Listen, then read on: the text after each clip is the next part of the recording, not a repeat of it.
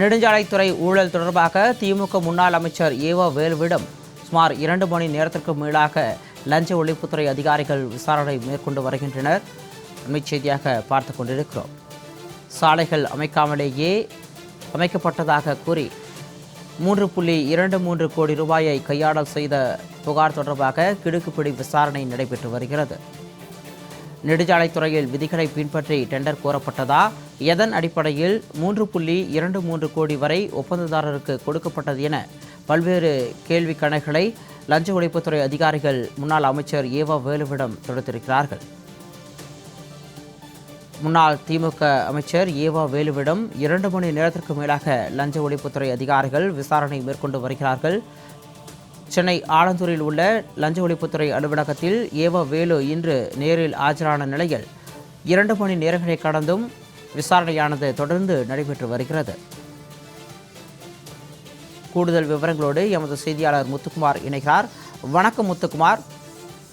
முன்னாள் திமுக அமைச்சர் ஏவா வேலு இன்று லஞ்ச ஒழிப்புத்துறை முன்பு ஆஜரான நிலையில் சுமார் 2 மணி நேரத்தை கடந்தும் அவரிடம் விசாரணை நடைபெற்று வருகிறது.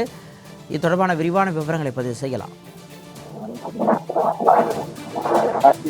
வணக்கம்.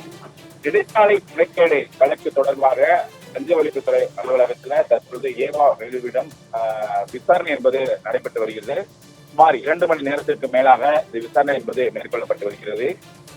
நெடுஞ்சாலைத்துறை முறைகேடு வழக்கு தொடர்பாக திமுகவுடைய முன்னாள் அமைச்சர் ஏவா வேலு சென்னை ஆலந்தூரில் உள்ள லஞ்ச ஒழிப்புத்துறை அலுவலகத்தில் இன்று நேரில் ஆஜரான நிலையில அவரிடம் தற்பொழுது அதிகாரிகள் விசாரணைகளை மேற்கொண்டு வருகிறார்கள். குறிப்பாக நெடுஞ்சாலைத்துறையில் சுமார் 3.23 கோடி முறைகேடு நடந்ததாக கூறி முன்னாள் அமைச்சர் ஏவா வேலு மீது லஞ்ச ஒழிப்புத்துறை போலீசார் வழக்கு பதிவு செய்துள்ளனர். இந்த வழக்கு தொடர்பாக கடந்த 3ஆம் தேதியே அவர் ஆஜராக உத்தரவிட்ட நிலையில அவர்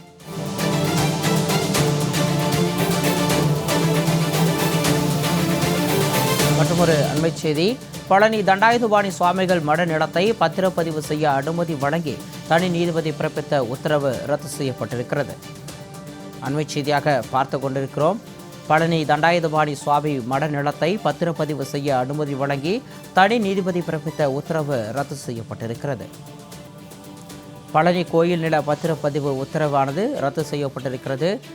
அண்மைச் செய்தியாக நாம் பார்த்து கொண்டிருக்கிறோம். பழனி தண்டாயுதபாணி சுவாமிகள் மட நிலத்தை பத்திரப்பதிவு செய்ய அனுமதி வழங்கி தனி நீதிபதி பிறப்பித்த உத்தரவு ரத்து செய்யப்பட்டிருக்கிறது.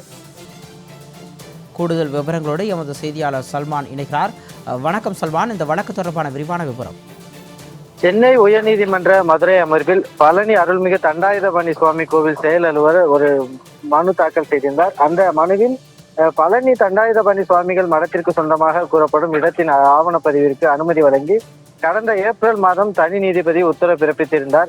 சம்பந்தப்பட்ட இடம் தொடர்பாக ஏற்கனவே உரிமையியல் வழக்குகள் தொடரப்பட்டுள்ளன. இந்த வழக்கில் கோவிலின் தக்காரை சேர்க்காமல் தனி நீதிபதி உத்தரவு பிறப்பித்துள்ளார். மடத்தின் சொத்துக்கள் தொடர்பான நிர்வாக அதிகாரம் தக்காரிடமே உள்ளது. இந்நிலையில் தனி நீதிபதி உத்தரவிட்டது சட்டவிரோதமானது. எனவே பழனி தண்டாயுதபாணி சுவாமிகள் மட நிலத்தை பத்திரப்பதிவு செய்ய அனுமதி வழங்கி தனி நீதிபதி பிறப்பித்த உத்தரவை ரத்து செய்து உத்தரவிட வேண்டும் என அந்த மனுவில் குறிப்பிட்டிருந்தார். இந்த வழக்கானது நீதிபதிகள் சி.வி. கார்த்திகேயன், சக்திவேல் ஆகிய 2 நீதிபதிகள் கொண்ட அமர்வு முன்பாக இன்றைய விசாரணைக்கு வந்தபோது மனுதாரரின் தரப்பில் ஆஜரான வழக்கறிஞர் கோவில் நிர்வாகத்தை எதிர் மனுதாரராக சேர்க்காமலேயே வழக்கு தாக்கல் செய்து உத்தரவு பெறப்பட்டுள்ளது எனவும் தண்டபாணி ஐயா என்பவர் தனி நீதிபதி முன்பாக வழக்கை தாக்கல் செய்து உத்தரவை பெற்றுள்ளார் என தெரிவிக்கப்பட்டது. அந்த இடத்தின் உரிமை யாருக்கானது என நீதிபதிகள் கேள்வி எழுப்பினர். அப்போது மனுதாரர் தரப்பில் அருள்மிகு தண்டாயுதபாணி கோவில் தக்காரிக்கு பிட் பெர்ஷனாக நியமிக்கப்பட்டுள்ளார் என தெரிவிக்கப்பட்டது. அதையடுத்து நீதிபதிகள் இந்த வழக்கை பொறுத்தமட்டில் மத வழிபாட்டு தலங்களுக்கு நோட்டீஸ் அனுப்பிய பின்னரே பத்திரப்பதிவு செய்ய அனுமதி கோரியிருக்க வேண்டும் எனவும் துணை பதிவாளர் வழக்கு தொடர்பாக ஏதேனும் வேறு வழக்குகள் நிலுவையில் உள்ளதா என்பதை தனி நீதிபதியிடம் தெரிவிக்க வேண்டும். அதனை மறைத்து வழக்கை தொடர்ந்து தனி நீதிபதியிடம் உத்தரவை பெற்றுள்ளார்கள். முறையான நபர்களை எதிர் மனுதாரராக சேர்க்காமல் முழு விவரங்களையும் தெரிவிக்காமல் தனி நீதிபதியிடம் வழக்கு தாக்கல் செய்யப்பட்டுள்ளது எனவும் கோவில் நிர்வாகத்திடம் தகவல் தெரிவிக்காமல் அவர்களுக்கு நோட்டீஸ் அனுப்பி கருத்தை கேட்காமல் துணை பதிவாளரால் பத்திரப்பதிவு செய்யப்பட்டுள்ளது. எனவே அது செல்லாததாகவே கருதப்படும். தனி நீதிபதியிடம் முழு தகவலையும் தெரிவிக்காமல் அவரை தவறாக வழிநடத்தியுள்ளனர் எனவும் மேல்முறையீட்டு வழக்கின் தொடக்கத்திலே இந்த வழக்கை முடித்தாலும் கூட மனுதாரர் மற்றும் அனைத்து தரப்பிலும் நீதிமன்றத்தில் இருப்பதாலும் அவர்கள் வாதத்தை கேட்டதாலும் இந்த உத்தரவை பிறப்பிக்கிறோம். எனவே தனி நீதிபதியின் உத்தரவு ரத்து செய்யப்படுகிறது.